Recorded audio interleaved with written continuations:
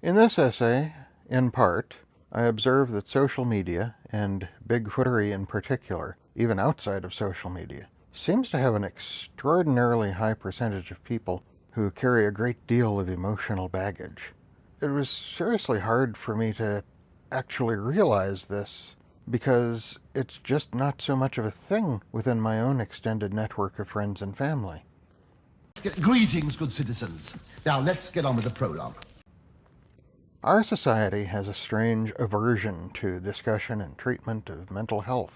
I am no counselor or therapist, nor is Leon for that matter, but I would wager that probably everyone listening to this essay may benefit from some time speaking to one of those.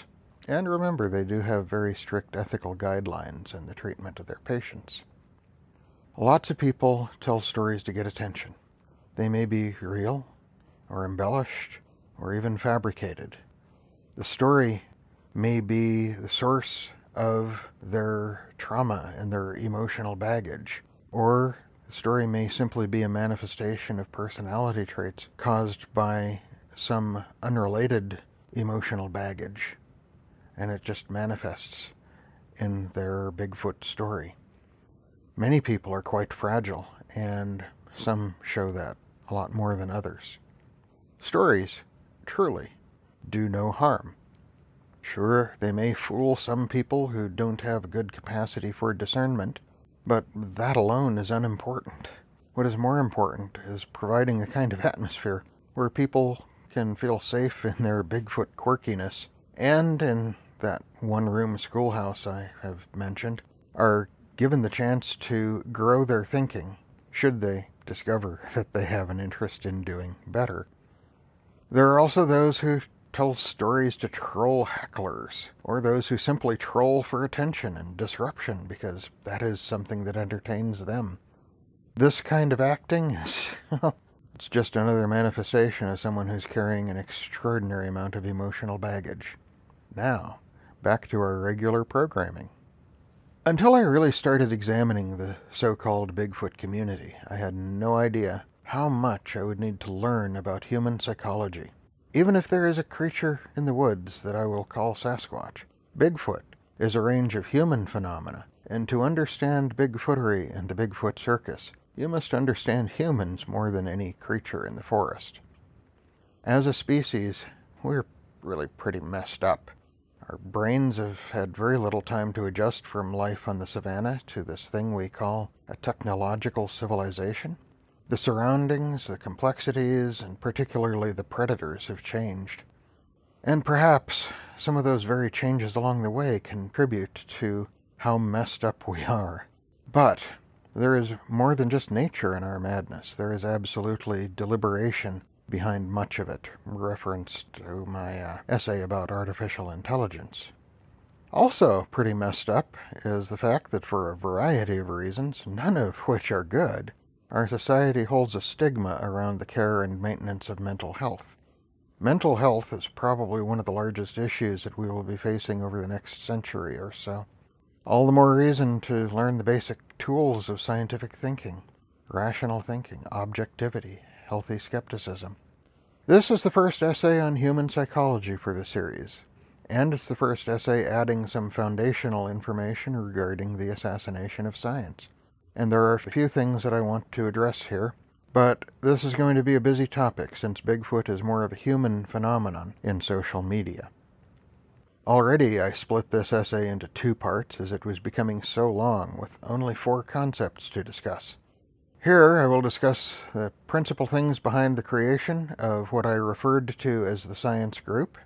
One is an atmosphere within which the subject of Bigfoot exists in social media, making the subject and those immersed within it unusually subject to manipulation and abuse in psychological terms. One is the event that precipitated our idea of doing the science group in the first place. I want to thank everyone who responded to the assassination of science in comments, really every single one of them, and reading them does demonstrate the elements of the one-room schoolhouse idea I mentioned in that essay, and how different people can hear the same information and their different capacities lead them to understand different outcomes from the same experience.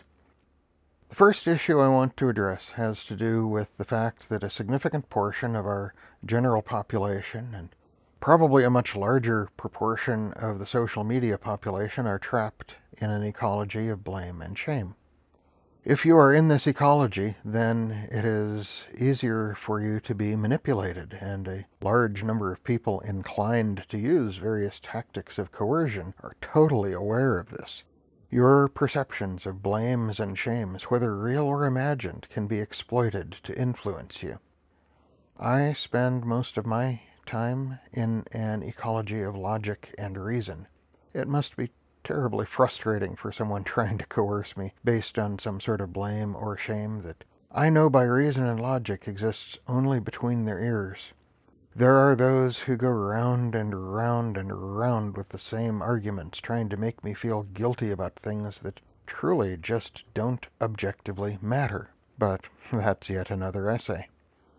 People trapped in this ecology are usually challenged to step outside of a simple binary world of success or failure, right or wrong.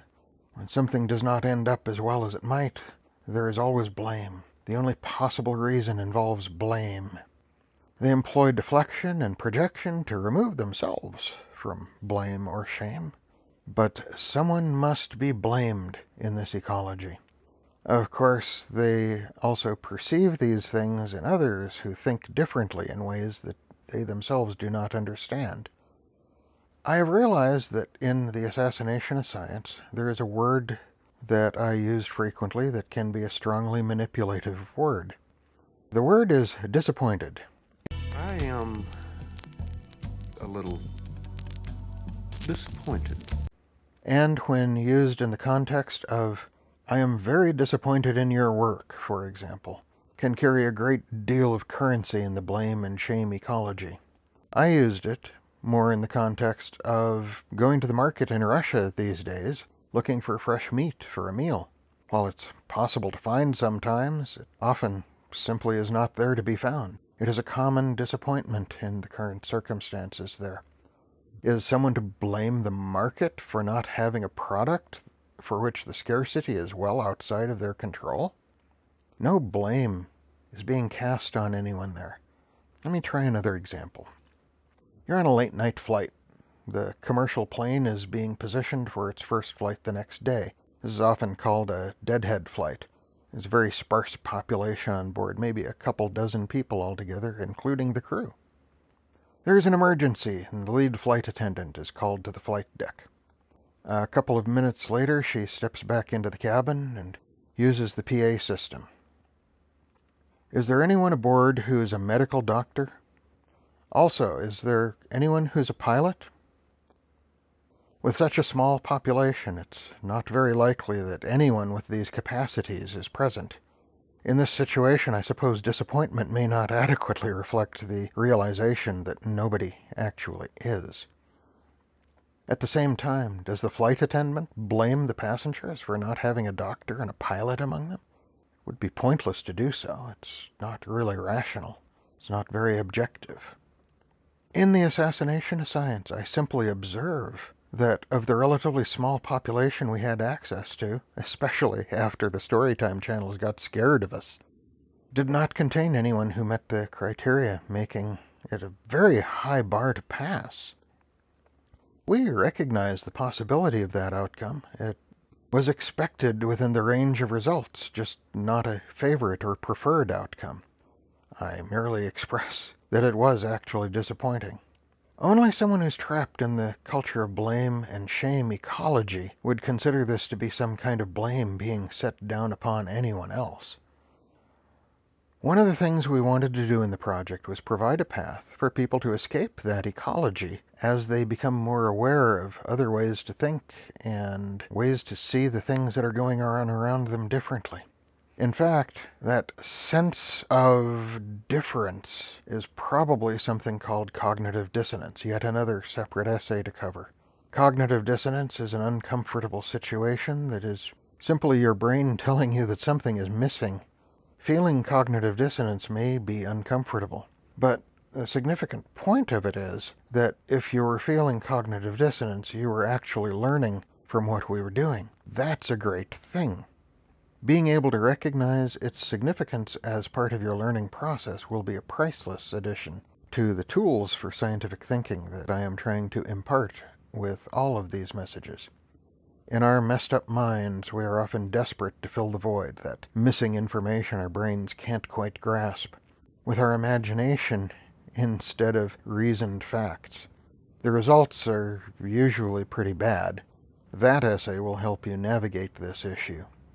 I spoke of the relative fragility of some denizens of the Bigfoot circus. There are entertainment channels in that circus who do find value in the likes and clicks of that segment of the population, and they take measures to protect those assets in their audience. One in particular I can think of would always express how everyone was welcome in their channel. And unless you had the audacity to ask reasonable questions aimed at learning whether something that channel presents is objectively true or not, you are welcome there. If you do, however, have a tendency to ask questions that disturb the fragile and sensitive drinkers of the Kool-Aid, you will be blocked from that channel where everyone is welcome. That's right, they will walk you out behind the barn to that special place, and you're never heard from again. To me, that seems just a little disingenuous, doesn't it? To say everyone is welcome and then to block people that may upset the delicate balance of peace among those clicks and likes, subscribers? In a not so strangely Orwellian extension to the idea, if there are those who ask about people who have been blocked, well, you too will probably find yourself escorted to that special place behind the barn. Personally, I don't have the disposition to coddle people who are that sensitive to simple questions, and heaven forbid the idea of constructive criticism, for the lifetime of attention they'll probably require. As I will explain in another essay on the structure of social media, they are not my audience. If they pass by this little attraction on the circus midway, well, they will eventually figure out that they're probably more interested in things somewhere else. I, at least, will not lie about that. If you stick around and listen to me for a while, you will hopefully learn some of the tools to better navigate the complexities of life. Objectivity, rational thinking, healthy skepticism, these tools of scientific thinking. And if those are not in your set of preferred seasonings, well, the door is right over there, metaphorically speaking. As soon as you step outside that door, you'll feel right as rain. The vast majority of people browsing this circus in social media could not care less about whether a story is true or not, and they shouldn't be required to care about it either. All they want is a place to find some entertaining stories while they set down their life's burdens for a little while. But on rare occasions, someone presenting their story does, in fact, present indications of real trauma during the telling of their story. It is in the exploitation of personal traumas for entertainment that we have observed the potential for real harm to people. The first things you should realize are that their story may be real, or embellished, or fabricated, and the trauma the telling of their story raises in their emotional state may not have anything to do at all with Bigfoot. Their story, or elements of it, may simply use Bigfoot as a monster to represent something else in their life that is monstrous. The story may be an expression of some trauma that has little to do with a creature in the forest, and while the Bigfoot in the story may be less real, the trauma they relive telling their story is no less real than it was when they were first subjected to that trauma. The inspiration for the science group emerged from one of the worst examples of abuse I can describe in the Bigfoot circus. There are many Storytime Bigfoot channels who bring witnesses to tell their encounter stories. While I use the word witness here, the general usage in this essay includes experiencers who did not necessarily see anything in the course of their experience. It's just simpler to use the language this way than use a word like storyteller. Witness is just much simpler. Regardless of whether these stories are real, embellished, or fabricated, many people carry a level of real trauma in their encounter stories. Sometimes this trauma is palpable and debilitating to the witness, as telling the story will put them back into the trauma associated with their story. In this situation, they are forced to relive whatever trauma is behind their story for the entertainment of the channel's audience. After their story is done, there's often little cooling off time, and the witness is ultimately left on their own to deal with the consequences of the ordeal of telling it all over again. This can affect not only them, but the lives of the people around them as well. This is a form of emotional abuse most people do not even realize for a lot of reasons. Mostly, though, it is just the one-room schoolhouse issue. Most people are just enjoying the story and simply do not realize the potential harm of the emotional trauma they fail to see right in front of their own eyes. To them, it's all the more exciting a story. The drama sells itself. A popular storytime channel brought someone in to tell their Bigfoot story. The stress of this telling grew. The witness guest telling their story became increasingly agitated as the story progressed. After a lot of back-channel screaming, the host of the channel finally started to get a clue about what was going on and put an end to the telling of the story. But by that point, the guest was on the brink of an actual psychotic break event for being forced to relive this experience to entertain the channel's audience and paying members, of course. Talking about this in the weeks following that horrible display, Leon and I decided to look into how to do these things in a more reasoned and objective way. We would look for channels that were willing to steer more towards objective ways to approach the subject, and would talk about how to navigate the subject of Bigfoot in more rational ways with healthy skepticism. And yes, for those who have not realized it, Leon and I are the science group in the assassination of science. Someone proofreading the essay suggested rewriting it in the third-person form. This simply makes it less confrontational in its message. The abstraction removes the emotional charge and allows the audience to grasp the message in a more objective form, without setting those listening into such of an us versus them mindset. Well, most of them anyway.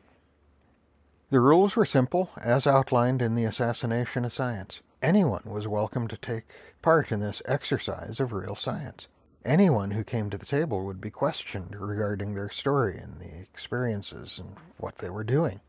Anyone who made extraordinary claims would eventually be faced with extraordinary examination to support those claims.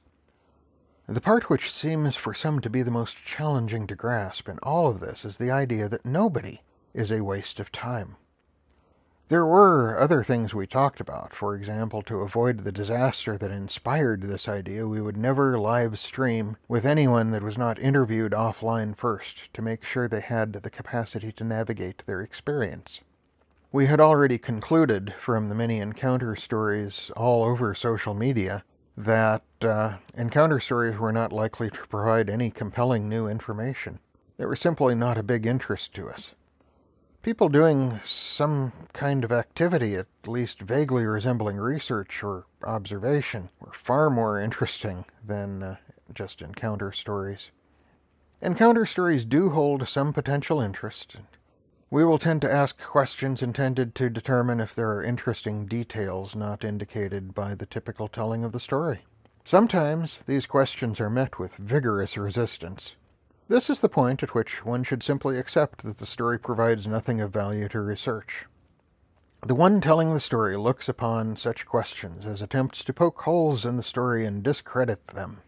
Usually, this is the response of someone who has simply fabricated their story and never bothered to imagine details which they could have never have conceived as being important to anyone.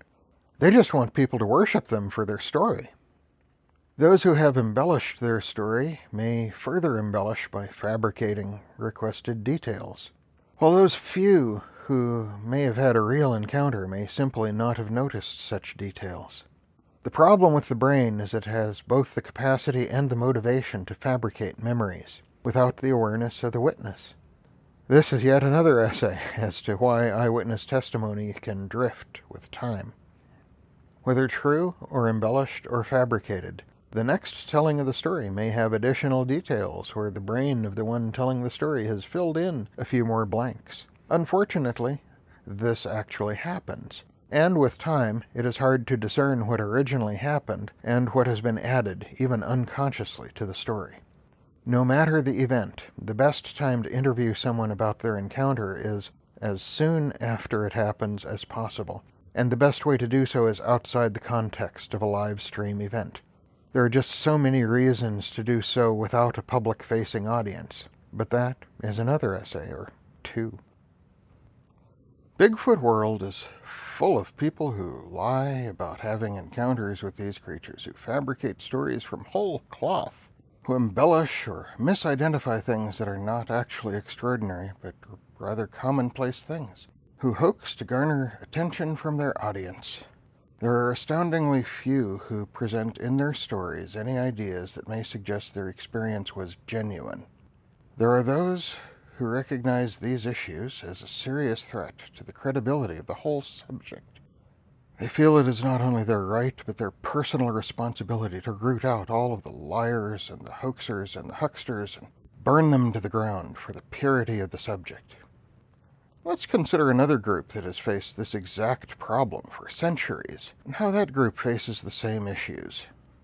Science also faces the problem of people who lie and fabricate stories, people who hoax and twist the ideas science presents to the world, and even those who sell things based on the ideas science presents the world, some of which can do real and substantial harm to those who consume them. Perhaps the grown-ups in the world of Bigfootery should consider how science, through the experience of centuries of dealing with these issues, is confronting them even today.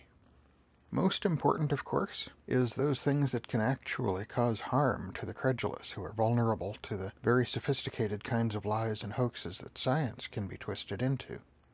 Our society has established laws regarding these things like theft of intellectual property and fraud to protect the ownership of ideas and to restrict, for example, the claims that can be made about what can be called medicines and treatments. Because without those laws, many of our more credulous and vulnerable population would fall prey to bogus claims and suffer injury or even death for their abject gullibility. In social media, as I will discuss in another essay, things are a bit more Wild West than in the real world, and until our society comes to grips with some of these issues in terms of law and enforcement, until there is justice, it is just us. Remember that in the real world, as it will be in social media, it is not laws that create societal norms. It is the population demanding social norms that evolve into regulation of the behaviors of accepted society. My guidance would be to stick with what the law might consider to be actual crime in the real world, and to hold people accountable to those minimal standards, as science has done for a very long time now. That takes care of the misappropriation of intellectual property and the hucksters who use scientific-sounding ideas to take advantage of the ignorant and the desperate and the otherwise vulnerable. As for the hoaxers and the liars, well, they're called artists and authors, and their lies are called stories, and their art form is called science fiction. And many people who are actual scientists publish these lies and fabrications, but one need not really know anything about science to write in the genre of science fiction, and that often shows in the quality of their work. To actually believe that tall tales and Bigfoot stories discredit the subject of Bigfoot is directly analogous to the idea that science fiction discredits the subject of real science. For some time now, I've been listening in disbelief to the real monster being created by a few well-meaning people. As to stories that you don't like, well, that's just bad art. The value of art is in the eyes of the beholder. You can criticize bad art all you want, but bad art isn't actually a crime, at least not in the eyes of the law. The effect, at worst, will be to have people do better at their stories, which might be something you don't want to encourage if a well-constructed story is just too confusing to you. Stories are everywhere in Bigfootery. They can be real, embellished, or fabricated. Many people explore this subject simply to set down the burdens of life for a while. No Bigfoot stories do any real harm to anyone. Yet there are those who are convinced that people telling embellished and fabricated stories about Bigfoot are the most serious threat to the credibility of the subject in the eyes of the public and in the eyes of science. This is rather like claiming this story genre of science fiction is a threat to the credibility of actual science, and just as ridiculous. Perhaps we ought to look at how science deals with the same problem and finds that it is not actually a problem. You might find that, in the end, Bigfoot fiction presses the same role in the Bigfoot circus that science fiction fills in relation to real science. But that's yet another essay. Few people actually do research in real science, but for those who do, if they lack the intellectual tools to identify fact from imagination, then they're not really qualified to do research, full stop. Scientists do their own work and are required to have the capacity to make these determinations on their own. However, they do collaborate cooperatively to expand those capacities by the knowledge and experience of others in the appropriate fields of study. Few people in the Bigfoot circus actually try to do genuine research and real investigation. They must master the intellectual tools to identify fact from fabrication on their own, or they are simply not actually qualified to perform these kinds of tasks. Full stop. They're also unable to do it all on their own, and the best way to expand capacity is collaboration. But Bigfooters do tend to resist real collaboration. Maybe that is an indication of who is doing real research and who is just performing cosplay or LARP games.